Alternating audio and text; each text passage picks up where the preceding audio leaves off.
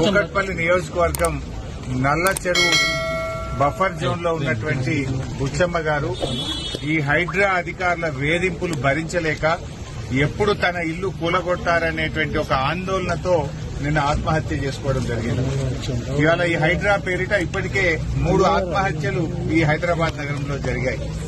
అంటే రేవంత్ రెడ్డి గారిని అడుగుతా ఉన్నా, ఇంకా ఎంతమంది నువ్వు చంపదలుచుకున్నావు? ఇది బుచ్చమ్మ ఆత్మహత్య కాదు, రేవంత్ రెడ్డి ప్రభుత్వం చేసిన హత్య. నీ యొక్క తప్పిదాల వల్ల, నీ యొక్క చర్యల వల్ల ఇవాళ వీళ్ళందరూ కూడా ఆత్మహత్యలకు పాల్పడతా ఉన్నారు. దేనికోసం నువ్వు చేస్తా ఉన్నావు? ఇంకా ఎంతమందిని పొట్టన పెట్టుకోదలుచుకున్నావు? ఎన్ని సమస్యలున్నాయి ఈ రోజు రాష్ట్రంలో.